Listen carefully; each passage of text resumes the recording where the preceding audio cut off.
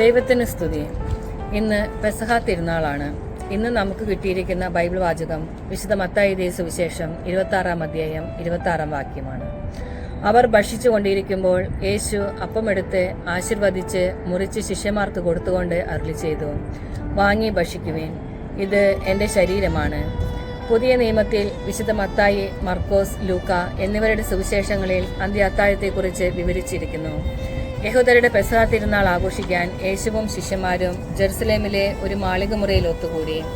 എന്നിരുന്നാലും ഈ അത്താഴം തങ്ങളുടെ കർത്താവിനൊപ്പം പങ്കിടുന്ന അവസാനത്തെ അത്താഴമാണെന്ന് അവന്റെ ശിഷ്യന്മാരിൽ ആർക്കും അറിയില്ലായിരുന്നു. അത്താഴത്തിനിടയിൽ യേശു അപ്പമെടുത്ത് ആശീർവദിച്ച് മുറിച്ച് പിന്നീട് ശിഷ്യന്മാർക്ക് കൊടുക്കുന്നതിന് മുമ്പ് യേശു പറഞ്ഞു, ഇത് നിങ്ങൾക്ക് വേണ്ടി നൽകപ്പെടുന്ന എൻ്റെ ശരീരമാണ്, എൻ്റെ ഓർമ്മയ്ക്കായി ഇത് ചെയ്യുവിൻ. പിന്നെ യേശു വീഞ്ഞു കുടിച്ച് പാനപാത്രമെടുത്ത് വാഴ്ത്തി ശിഷ്യന്മാർക്ക് കൊടുത്തു, ഈ പാനപാത്രം നിങ്ങൾക്ക് വേണ്ടി ചൊരിയപ്പെടുന്ന എൻ്റെ രക്തത്തിലുള്ള പുതിയ ഉടമ്പടിയാകുന്നു.